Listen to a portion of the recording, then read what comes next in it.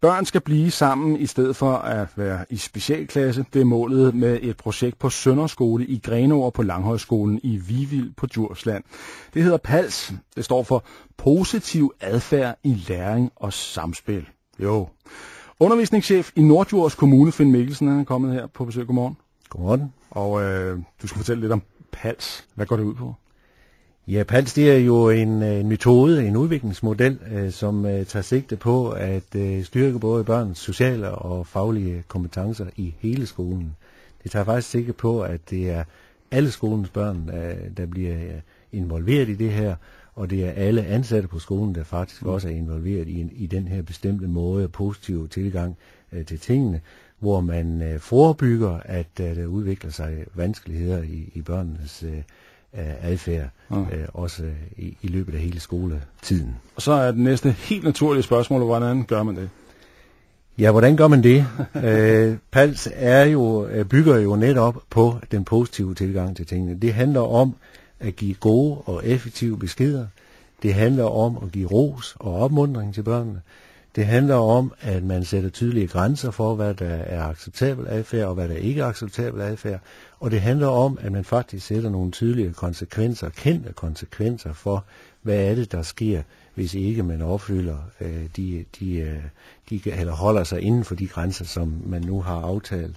Det handler om at blive god til at løse problemer, konflikter, både undgå konflikter, men også komme ud af dem, hvis man er inde i konflikter. Så det er vel et mål, som det lyder som jeg gerne vil have skolen bare er. Hvordan adskiller det her sig fra, hvordan vi tidligere har gjort tingene i Norddjurs Kommune for eksempel? Jamen det er jo helt rigtigt, at det lyder jo egentlig enkelt, og hvorfor kan man ikke bare gøre det og så videre. Og hvorfor gør man det ikke bare? Ja, har man ikke gjort det? Jo, det har man naturligvis. Men det her, det handler jo om, at nu er der en viden tilvejebragt, der er nogle positive erfaringer fra, og dokumenterede erfaringer fra både Island, Norge og USA, hvor den her metode helt klart viser, at man får færre børn med problemadfærd, hvis man konsekvent og systematisk anvender den her metode. Og derfor er det ikke helt så enkelt som det, fordi det kræver nemlig, at det er meget konsekvent, man anvender det. Det er alle ansatte, der anvender det. Børnene skal oplæres i det alle sammen, og det er jo der, PALS adskiller sig fra andre modeller, som tager sigte på at støtte børn med særlige behov. PALS retter sig nemlig mod alle børn på skolen, og derfor er den i høj grad forebyggende. Og derfor er der også en lang indkøring af sådan et projekt. Men altså, det handler simpelthen om at blandt andet få nedbragt antallet af børn, der går i specialklasser. Det gør det og holde dem samlet i nogle skal vi sige, den normale klasse. Eller nærmiljøet. I nærmiljøet. Ja. Hvorfor ønsker I at holde børnene samlet?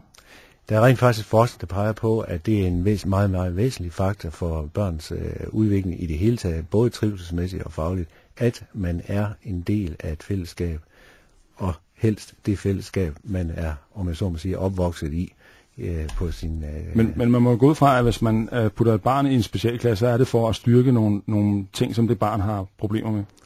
Helt klart, men faktisk en lang række af de problemstillinger kan og skal man kunne løse i almen skolesammenhæng og i almen dagtilbudssammenhæng. Der er faktisk ingen forskningsmæssige resultater, der peger på, at de børn, der bliver udskilt til specialklasser og specialskoler, eller sågar senere bliver helt anbragt på opholdssteder, at de klarer sig bedre i livet ved den slags foranstaltninger, frem for at man forsøger at løse det i nærmiljø.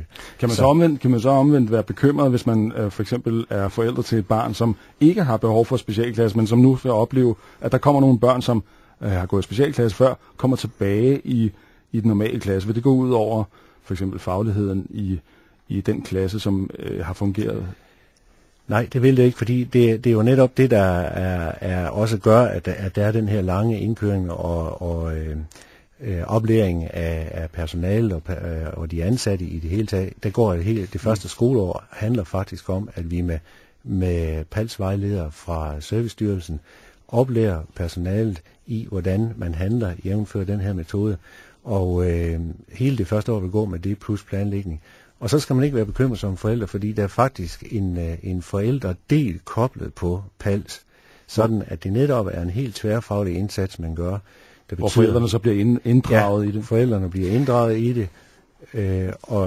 Og for de forældre, hvor de så alligevel er gået sådan, at man har børn, der har vanskeligheder adfærdsmæssigt, men der er det sådan, at her tilbyder PALS så også, hvordan kan jeg som forælder... Altså, der er en masse gode ting i det her, men det handler det egentlig ikke bare om, at de i Norddjurs Kommune skal spare nogle penge? Det her, det gør vi, fordi at det er nu vidensmæssigt, det er dokumenteret, at det virker for børnene, det her. Og det vil vi alle sammen jo sætte pris på, at det sker og vil gøre. Men derfor skal vi jo ikke sige, at vi ikke sparer penge på. Vi skal spare penge. Det kommer man til at gøre. Vi kommer til at spare penge, men når nu det så samtidig kan gøres sådan, at det er noget, vi laver en indsats, der vidensmæssigt, at vi kan stå indenfor, og det så passer sammen med, at vi kan gøre det billigere, ja, så er det jo ikke helt tosset. Tak skal du have, fordi du kom, Finn Mikkelsen, undervisningschef i Norddjurs Kommune.